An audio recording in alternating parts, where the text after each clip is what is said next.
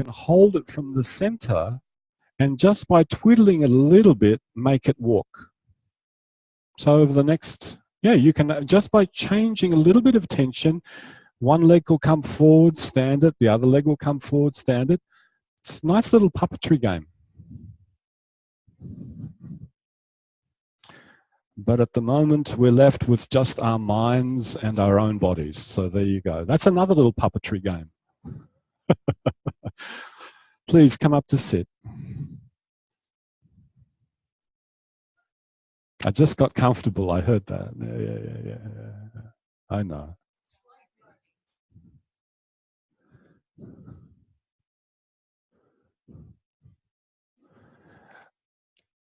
Please sit in a fashion where you can hook your right big toe.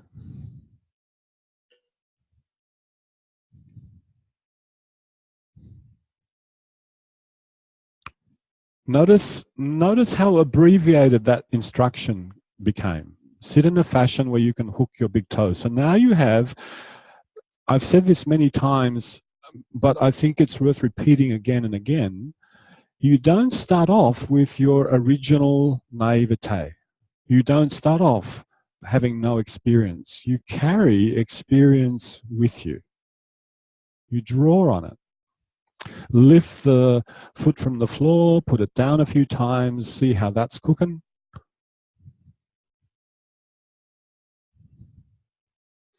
And then flip the leg inside, outside the arm, see how that's cooking. And you know, the Gestalt psychologists had this very particular term for having an experience and just staying with it. They used to call it incubation. You just let something sink and you let it incubate, and suddenly connections form without you having to do much with it. And now flip the knee on the inside, take it around behind you, see where it can go.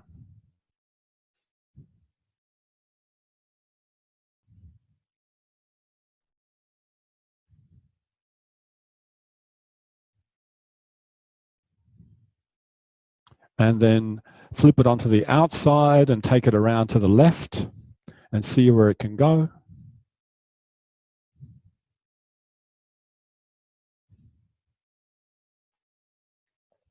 Now, if you take the foot around to the left with the knee flipped on the inside, that's a different party trick. That's it. That's your only party trick. Yeah.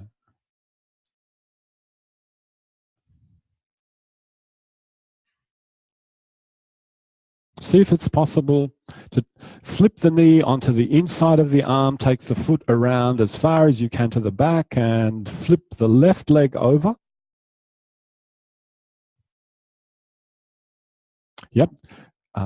Flip your knee to the inside of your arm, take your right foot around behind you, and then flip the left leg over. There we go, in that direction. That's the right direction. Beautiful. Beautiful.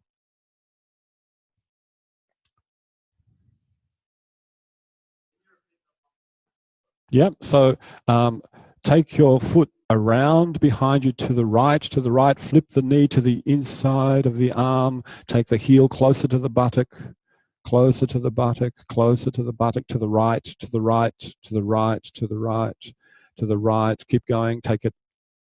Yeah. Take the, yeah. Off you keep going. Around and around, around, around. Oh, well, that didn't work. Yeah.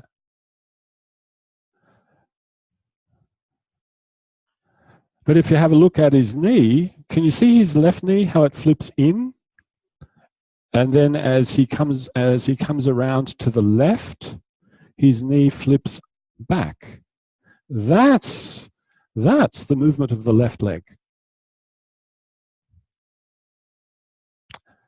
Now, that's a model that you can carry around in your mind. That's the intent. But it doesn't mean you have to kill yourself to do it.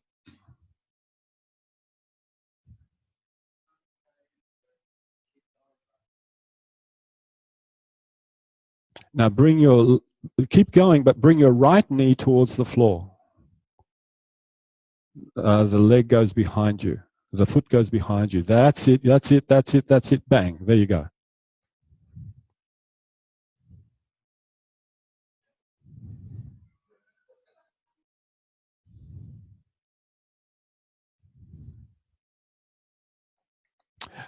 Now, to remind you a little bit about what that can feel like, stay sitting upright, lean on your two hands behind you, have your 2 feet on the floor in front, legs bent, and remember that tilting of the legs? Tilt your legs left and right so that you can actually experience how one knee can drop to the floor inwards. There it is. And some of you might be able to keep the other knee completely upright. Some of you might not even have to tilt the other knee. That's it. Yeah.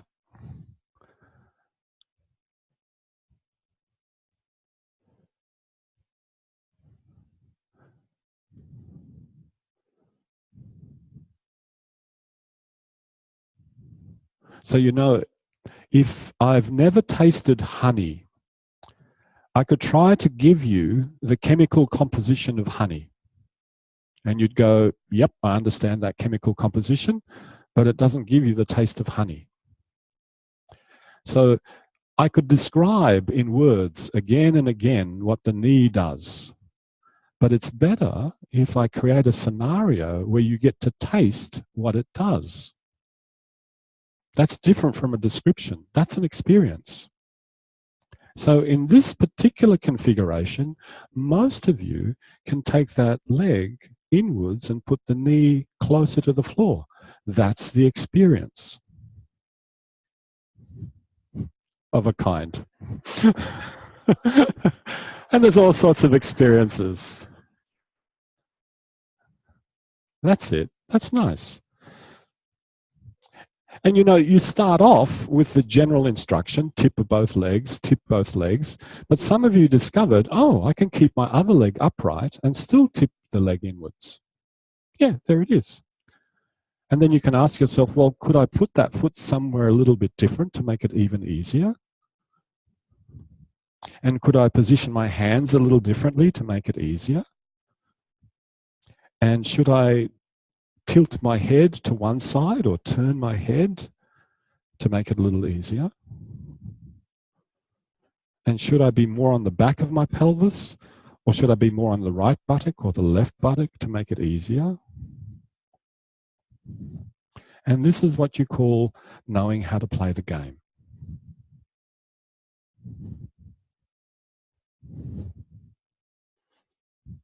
And if you happen to know all those Pooh Bear stories, you know that Pooh Bear really likes honey. But he doesn't like chemical formulas. He's not interested in the chemical formula of honey. He wants to eat and taste honey.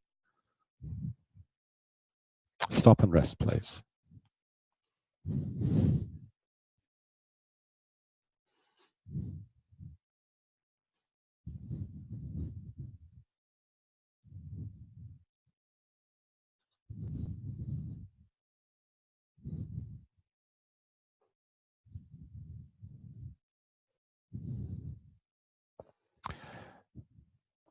So experience is what awareness through movement lessons are all about.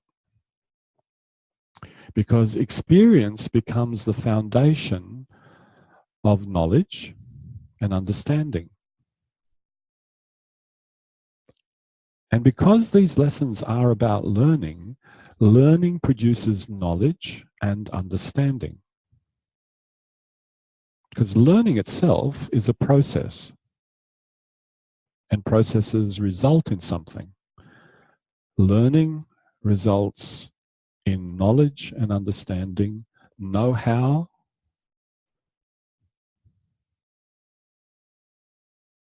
and the foundation of all that is experience.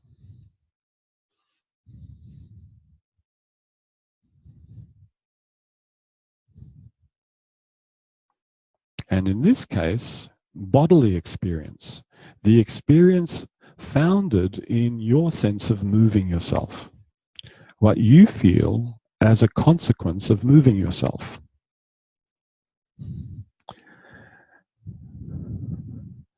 Please come up to sit again.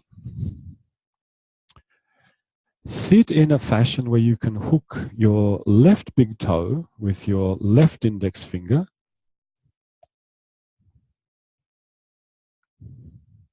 Yep, that one. And start to explore lifting your left foot from the floor and putting it down.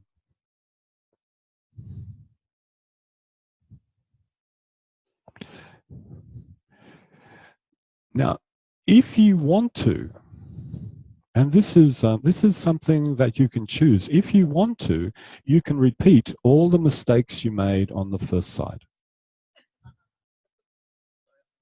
No, please laugh. Because that sounds really silly, right? It sounds silly, but there's something in it. I'm going to make an argument for it, right? There's something in it, repeating your mistakes. Because if you repeat them again, you'll consciously know and remember what they were, and next time, skirt around them. You're better able to skirt around something if you know it's coming.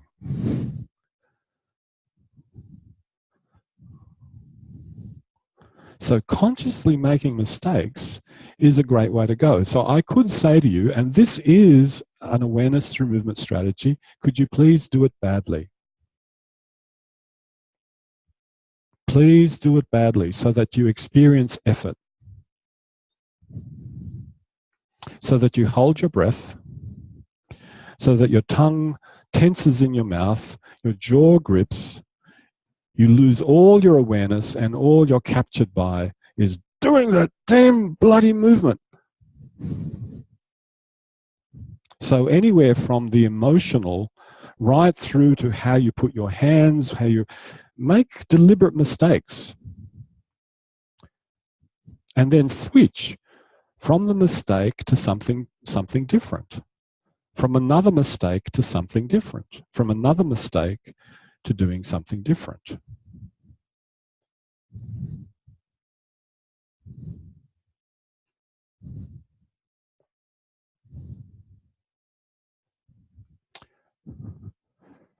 Or how Feldenkrais puts it very often in his lessons, just do it badly.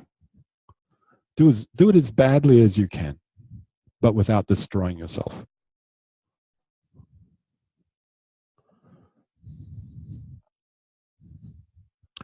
Because there's a contrast there. Flip the knee inside and outside.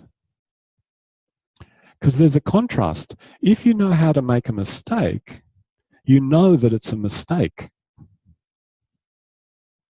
There's a consciousness to it, which means you are already in a better position to know this is better than that.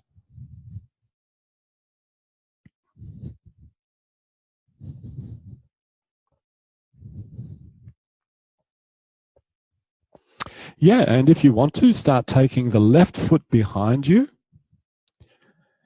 and then flip the knee to the outside and then take the left foot around to the right and then take the left foot around to the left when you flip the knee to the inside of the arm.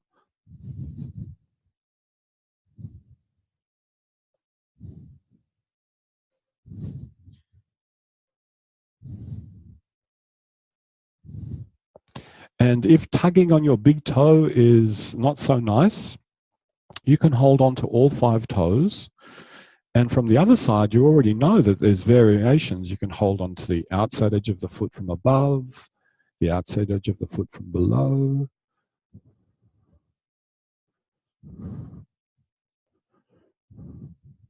Good. Let that be for a moment and rest on your back.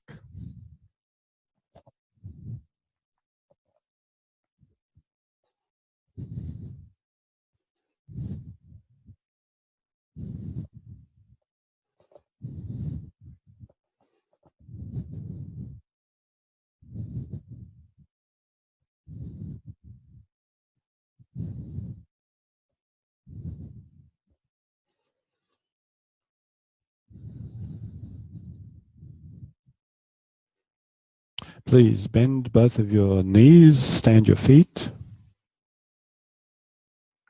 Place your left foot on your right knee.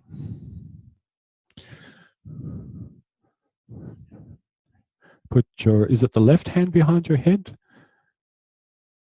You're right. Thank you. I made a mistake. And hook the big toe. Lift your head and lift your foot. Lift the head, lift the foot.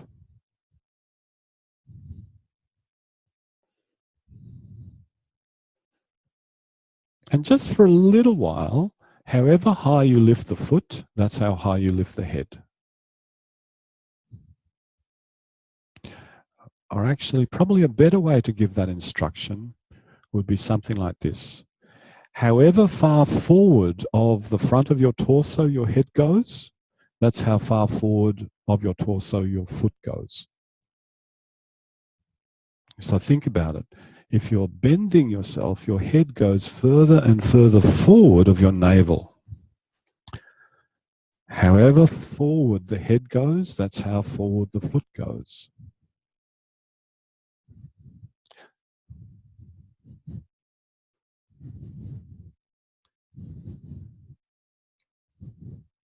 Continue doing that, but which side would it make sense to roll to?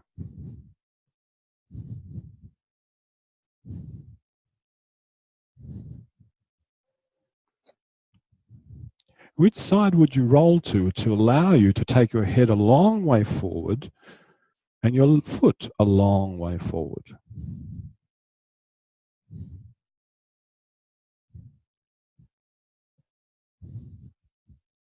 Now remember, I said this is only for a little while, so that little while is over. So now you go ahead and keep lengthening the leg, and as you do that, roll onto your left side. But don't forget to round yourself. And don't forget about the timing. Lengthen the leg too soon and you'll be falling. Don't round enough and those muscles of the back will stop you. Yeah, there we go.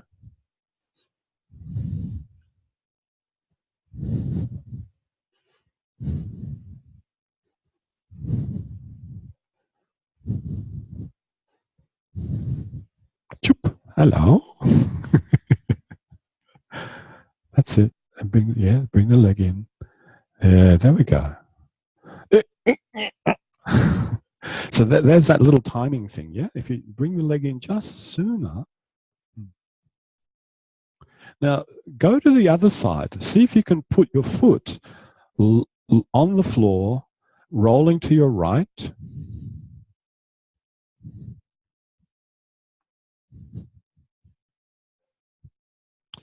And see if it's possible to have the leg elongated as comfortably as possible.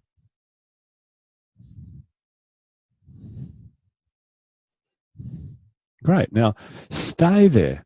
Stay with your foot on the floor to your right and roll your pelvis a little backwards and a little forwards with your foot on the floor. Roll your pelvis a little backwards, a little forwards, and see if you can use that rolling movement of the pelvis to slide the foot a little further away from you and a little closer towards you. That's it.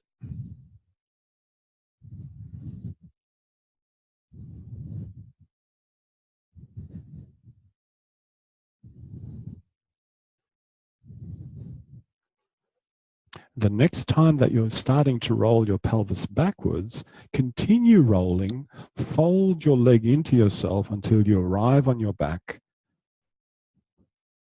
Stop. Pause for a long time.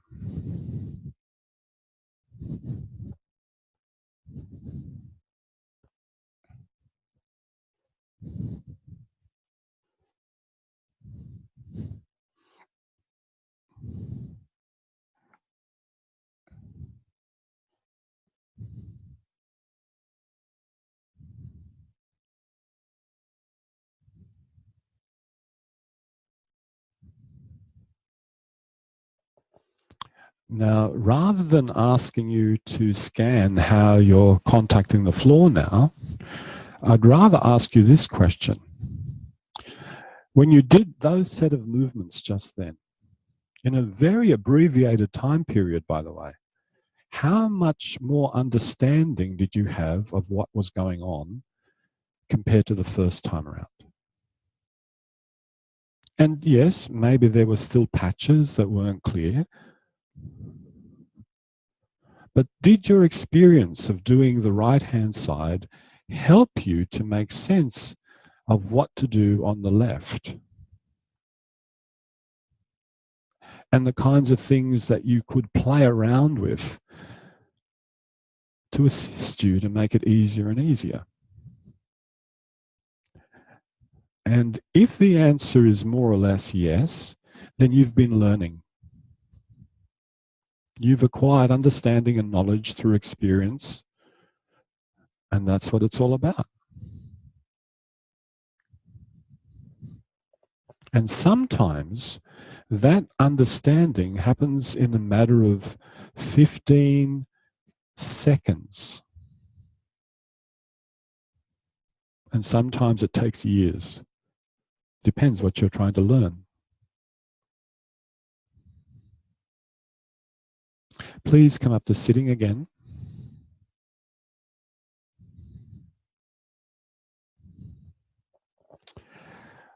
Hook that left big toe with the left hand and flip the knee inside and outside, inside and outside. Feel how you shift weight on your buttocks to do that. Do it quickly, inside, outside, inside, outside, inside, outside. That's it. That's cool. And now please take that left foot all the way around to the left and see if the right leg is more willing to flip over so that you can lie the leg on the inside of the right thigh. Bring the knee to, yeah. Bring the left knee to the floor. That's it, that's it, that's it. Yep. Yeah, that's good. Yep. You agree with me. Excellent. Yeah.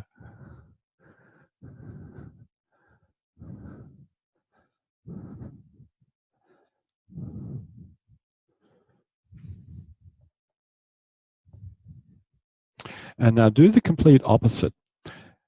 Take that left foot and put it on the floor in front of your right thigh or beside your right thigh. So take it all the way around to your right until the foot is on the floor beside your right thigh. And notice, what's the distance from the foot to your right hand that's leaning on the floor? How far apart are the foot and the hand? Keep exploring that and see if it's possible to bring your foot even closer to your hand.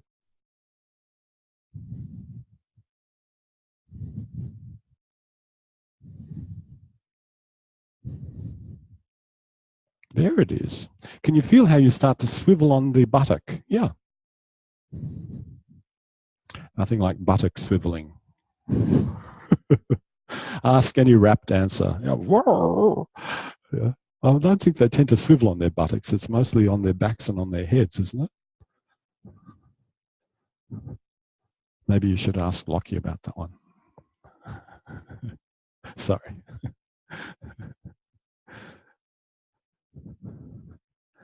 So the next time that your foot is landed somewhere near your hand there, stay there.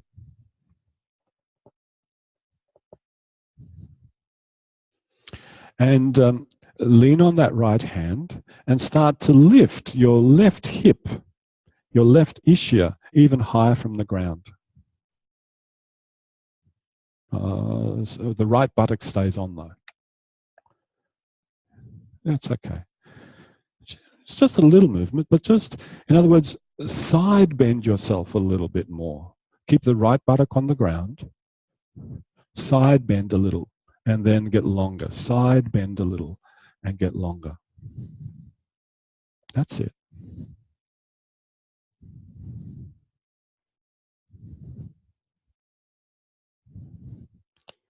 Now, stay in that position. Let go of your left foot and lean with your left hand on the floor behind you as well.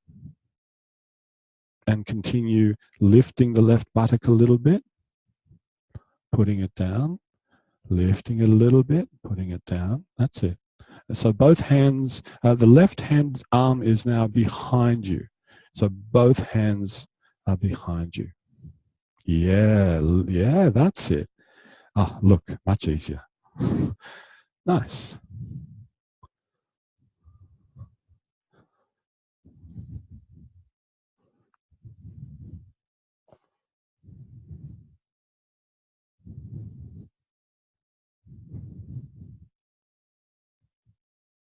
And now change the position of your left hand again. Take hold of your left big toe. And see if it's possible to bring that left buttock more onto the floor so that you can lift your right hand from the floor. Yeah. So see, can you posture yourself in such a way that you don't need that right hand anymore?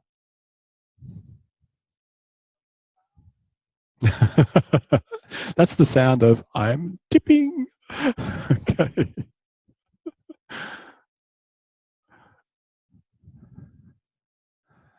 Unspecified.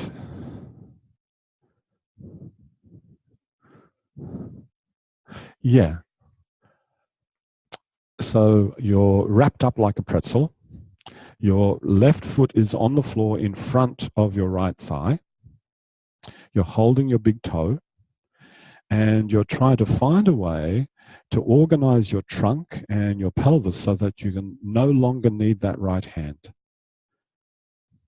So what I suggest, yeah, so you see what you just did then? That's all it is.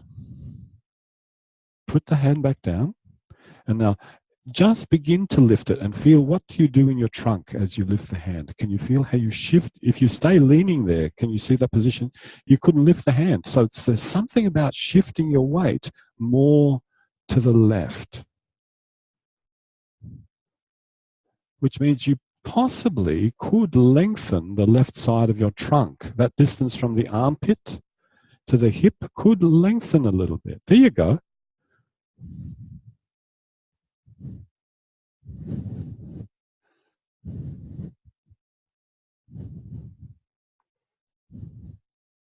Okay. Unpretzel yourself and please rest for a little while.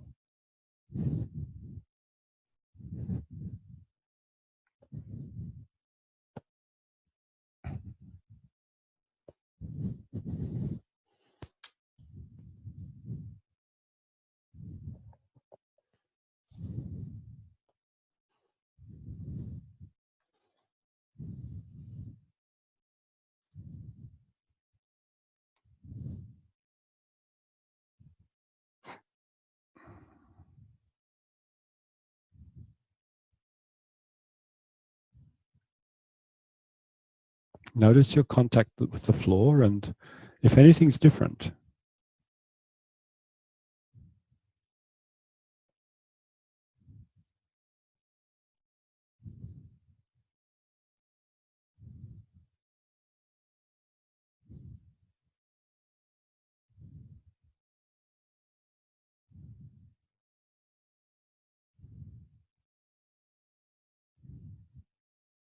Come up to sitting once more. Hook the left big toe.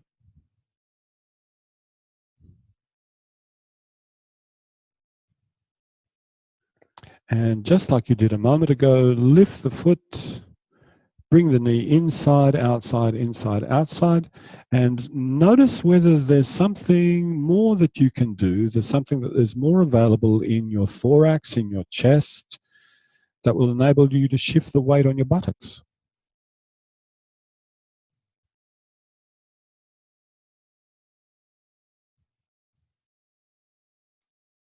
Just take that left foot all the way around to your right again.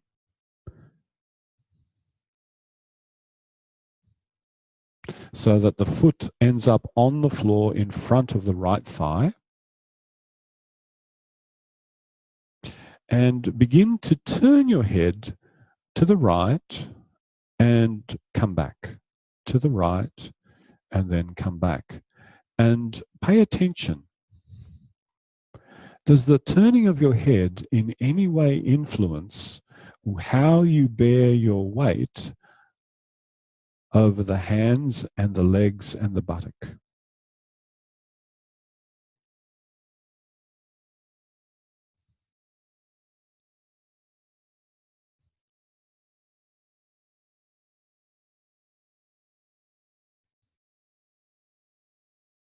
So think of yourself as scanning the room, as if you're like, remember that business about the imaginary horizon we did a couple of days ago? Think that you're scanning a horizon and you're scanning it around to the right, around to the right, around to the right, and then you come back.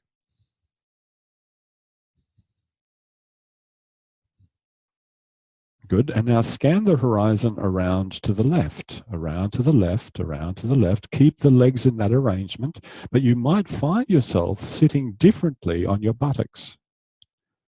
That's it. And come back. Do that several times, lightly, easily. No big strain on the neck, but with a definite intention to look. And I reckon that makes a big, big difference. When you are intentionally turning your head to look, it's different from having this abstract idea, oh yeah, I'm turning my head because I'm turning my head. Think of that you have a desire to look around the room. And notice how the rest of you follows.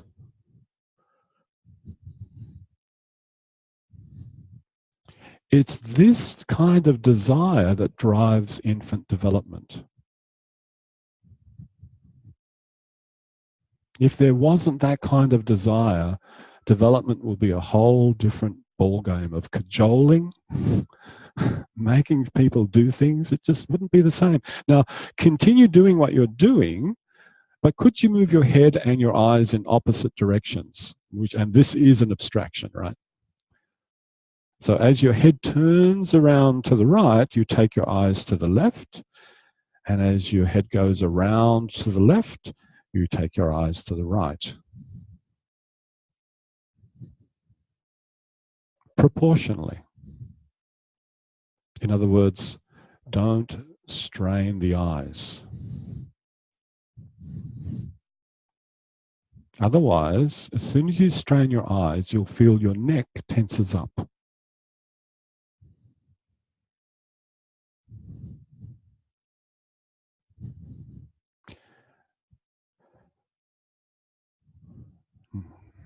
And now reunite head and eyes together and notice what's different.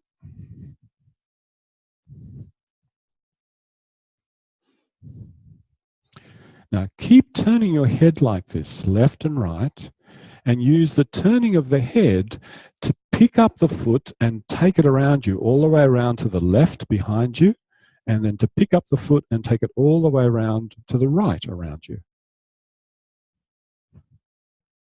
And now it's a very, you're going to have to flip the knee. Yeah, and this is a very different kettle of fish. Where do these expressions come from? A different kettle of fish. It must have had some meaning somewhere, right? And it's just popping out of my brain because it's convenient, but I don't know really what it means, which is weird. Now, for some of you, this will have a feeling of lightness that it didn't have before.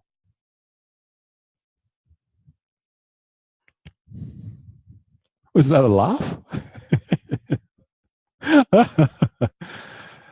And some of you unexpectedly might just find yourself flipping that right knee completely over without having to think about it. Which, by the way, if it happens and it's that kind of surprise, you'll never forget the experience.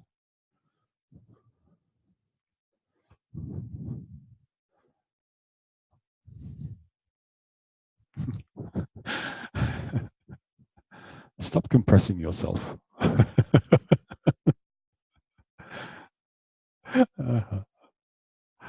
All right, let that be. Rest on your back, please.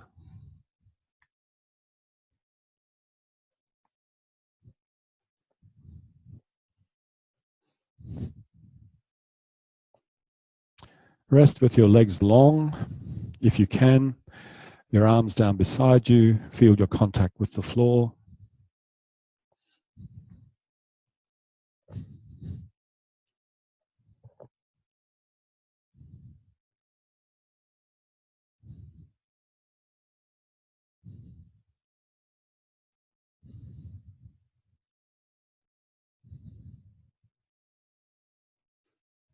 Roll to one side, come up to standing.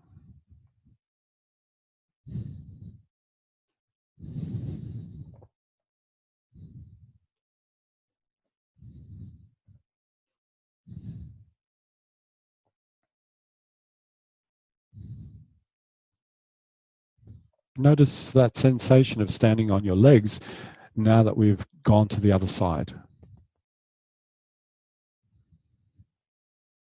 The dark side.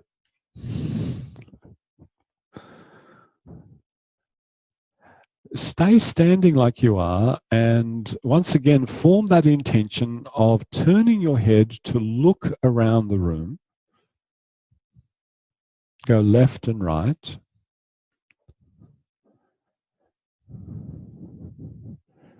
And pay attention to where your weight shifts to. To which leg does the weight shift as you go to the left, around to the right, around to the left? Where does the weight shift?